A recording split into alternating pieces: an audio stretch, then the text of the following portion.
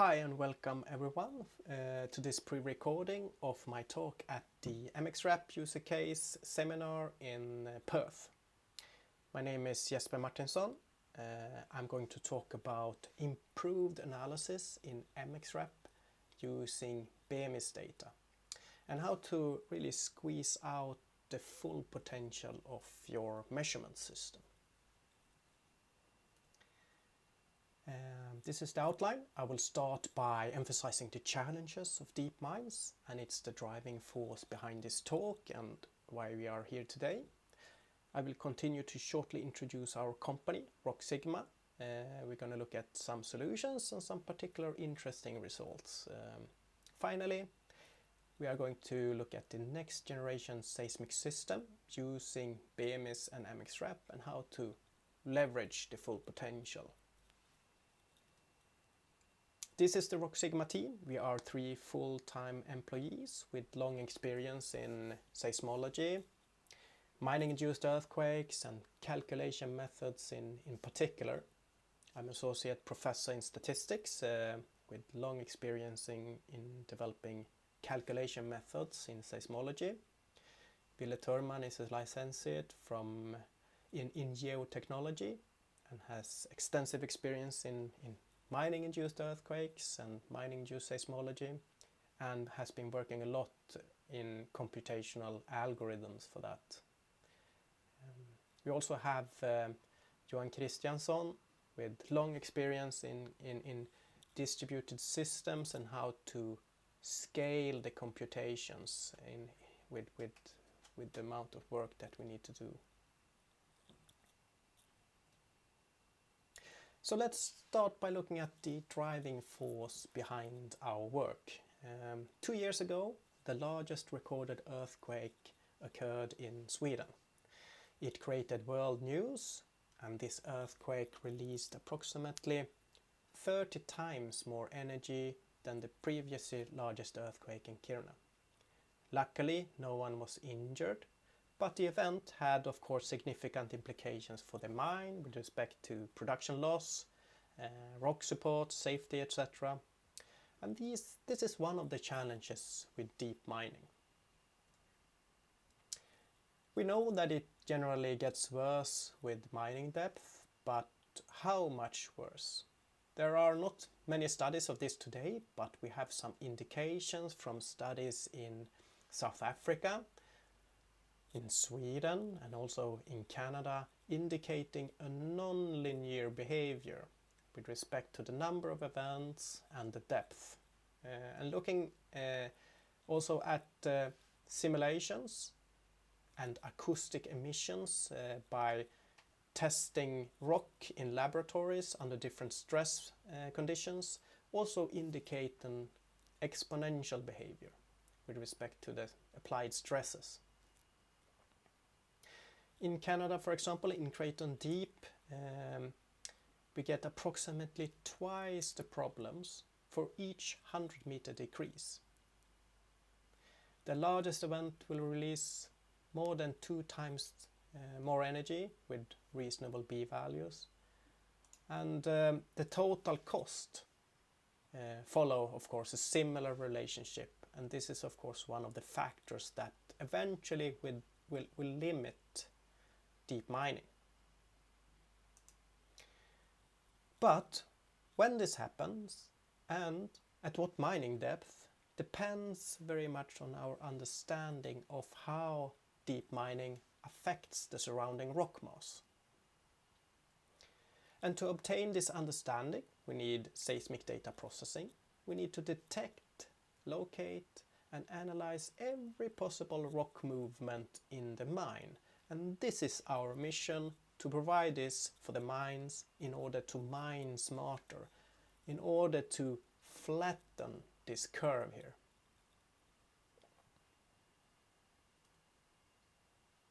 Bemis is a processing method based on more than 12 years of research, mainly funded at LKAB or by LKAB, with results published in many of the leading scientific journals. Bemis is fully automatic. We don't send data around the globe to get it manually processed. It uses a unique self-learning algorithm that automatically adapts to the surrounding rock mass and changes with additional mining. Improved results. This is manual processing at LKAB. It's a side view. You have the ground surface here, sensors, an ore body and some drifts here. This is in Garpenberg, Boliden's mine, with manual processing. This is the same time period but using automatic processing with our solution Bemis. It's full automatic. It provides 4 to 5 times more accurate locations based on 300 blasts that we have done in a very long comparison over 10 years in the LKAB mines. You get faster processing time that scales with computer power. We can detect more and locate more events. And we have realistic uncertainties for all the parameters that we supply or deliver.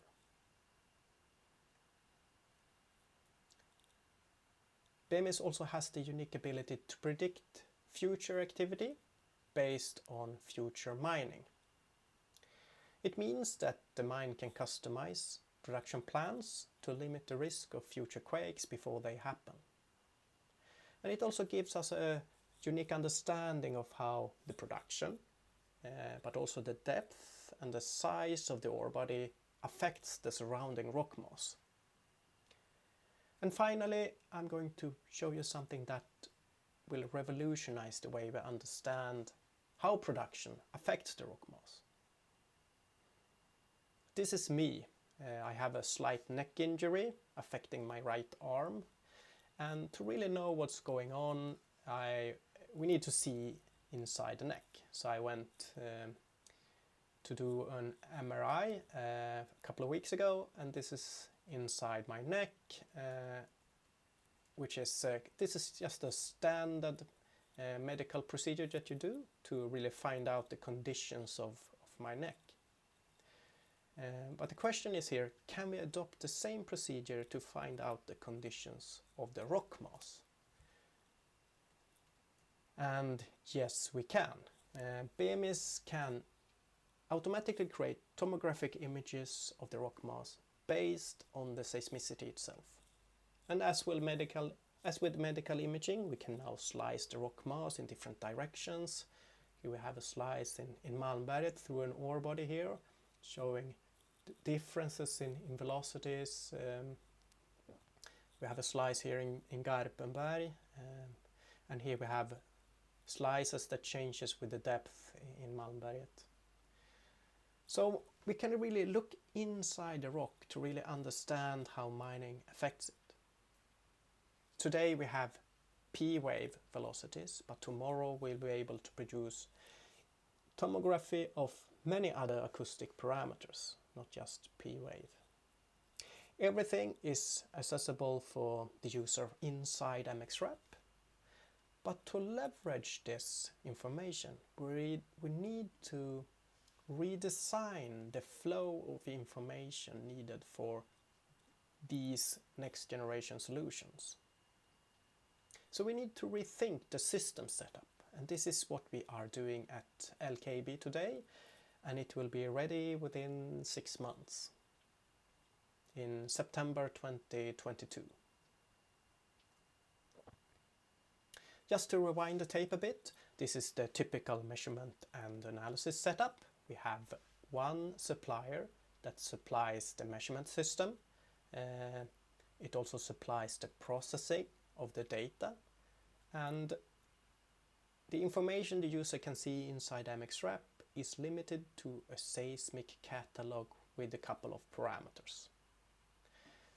And the problem here is that this catalog is very restrictive, and it's based on manual processing with a limited amount of human resources. If the user wants additional information, for example, look at waveforms, see the peaks, look at the uncertainties of the location, the uncertainties of the magnitudes of an event, we often need to open another software, navigate to the particular event we're interested in, and this is a quite tedious job, and it's not even sure that the information you want is available. So to provide the user with more information, we need to rethink this whole setup. And this is what we are doing. We are moving the processing closer to the user. So with this setup, we can leverage the full potential of the measurement system. And we are building APIs between Bemis and mXrap to increase the information flow here. So instead of a limited catalog, we can provide much more information to the user about the events. I'm going to show you a few of these today in LKAB and also in Bolidens mines. And I'm going to start by looking at the uncertainties that you can see. So with our processing, we have uncertainties on all the parameters we deliver. Locations, magnitudes, tomographic images. Everything is associated with a quality or an uncertainty. It gives the user quality assurance and the correctness of the data we supply. For example, if you look at the event here, if you click on that event, you can visualize the uncertainty volume for that location. And these uncertainties take into account the sensor locations, the measurement noise, the uncertainties in the peaks, the uncertainties in the velocities on the rock, the uncertainties in the ray path, and everything is combined into final uncertainty about the location. So with 95% probability, the true event happened somewhere inside this location. And it gives you much more information when you want to look, for example, for damages in the mine. What are you going to inspect? Here is another event close by to that event. If you click on that, you can see the uncertainties for that event. And we also have simplified these uncertainty volumes into just an uncertainty plane. And these planes may help in determining if there is, for example, a seismic structure in a specific direction, or if it's just an artifact of the sensor configuration producing events along a certain direction. Here, for example, we have Garpenberg. We have something that may look like some sort of structure going on here. We can select these events, look at the uncertainty planes, and we can see that they are huge. There are very big uncertainties in the location of these, and they are all in the same directions, indicating that this may just be an artifact of the sensor configurations and the sensor system. It's not an active structure. Here is another example showing where you can select events, and you're showing much better locations, much smaller uncertainty planes, and they are all aligned in different directions, indicating that this is not an artifact of the sensor placements or the sensor system. Here's another image from Malmberget with the same selection, and you can see the uncertainty planes leaning all over the place. So with uncertainties on all results, you can then weight the data accordingly in subsequent analysis. Or sometimes you just want to filter the data based on these uncertainties. And here we have an example, just a couple of weeks old from Malmberget. This is an ore pass that goes down here. This is manual processing without the ability to select or filter the data in any way.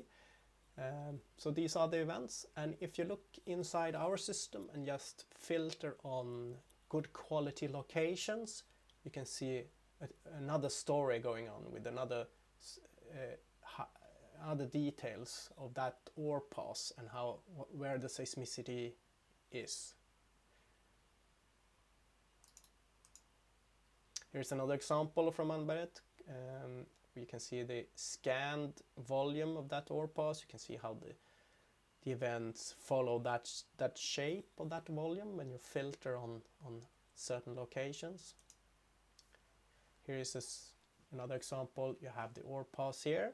This is a laser scanning of that volume, which is huge compared to the original volume.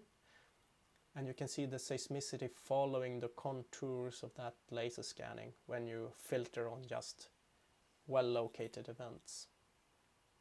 It gives you the ability to really see much more detail, and you're not hindered by big uncertainties in the locations to see these details.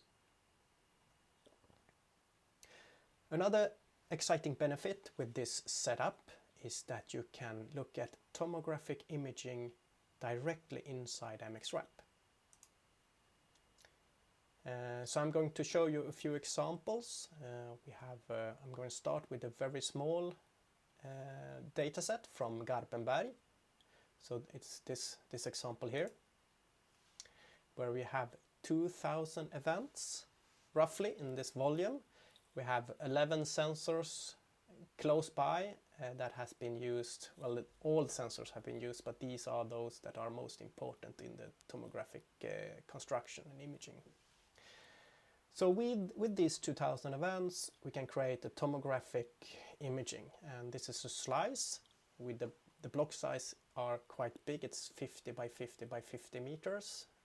You can see the p-wave velocities here based on these 2,000 events, and you can slice this just like medical imaging. You can slice through the production area, and you can see how the low velocities of the production area is shown here.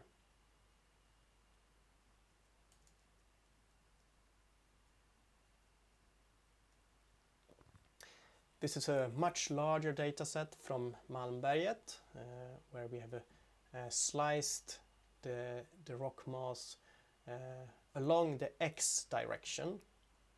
So we have ZY velocity planes that are moving through the X direction. And the blue areas here are mined out ore bodies, and you can see how the velocities changes around those areas. I will highlight just a few of these slices. We have we can see we have much lower velocities around these mined out volumes, and then you have higher velocities underneath. You can see the tomographic p-wave velocity scale here on the right side. Here's another slice. We can have low velocity areas up here, where you have the mined out part, and some higher velocity areas at the lower levels. Here's also another interesting slice where they have the low velocity part here at the top areas where you have mined out volumes, and high velocity areas, different areas here. So with Bemis we can finally examine inside rock mass and figure out its conditions, just like medical imaging. We can follow changes over time due to further mining, or we can evaluate, for example, effects of hydrofracking or other precondition measures in problematic areas by looking at the changes in tomographic imaging. And now we will come to something that we have worked a lot to implement. So I will describe a little bit about that. So here we have an example of a tomographic image in Malmberget. We have XY crosscut at this particular depth. We have two ore bodies. We have one ore body here, we have one ore body here. We have some high velocities in between these ore bodies, some low velocities at the excavated parts. And now the big question is, can we trust the tomographic image? And the answer is no, we cannot trust it.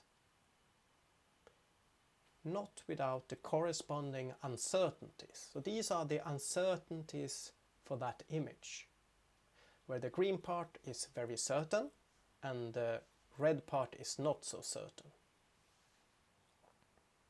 So what we can do is that we can, this is all in mXrap, so what you can do is you can filter the data based on the uncertainties itself. So we can start by just removing the most uncertain bits of information, and then we can move all the way down to the super certain parts. And it gives the user the quality assurance of the result, and it's very important when, for example, we want to investigate changes over time, so that the changes in the images are not just artifacts of the uncertainties in the pics, the computations, the locations, the random noise that comes in.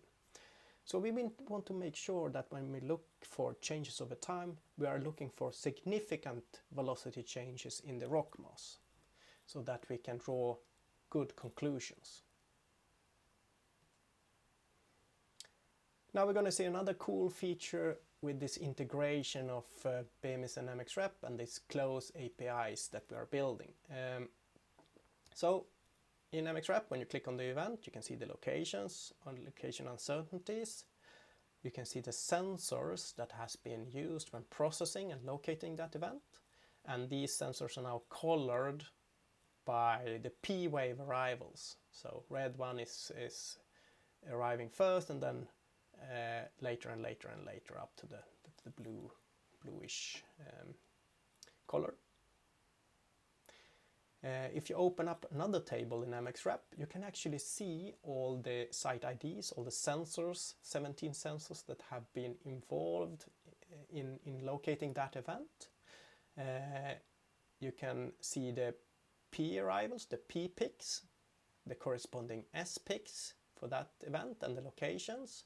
And if you click on that, you're going to highlight a particular sensor here.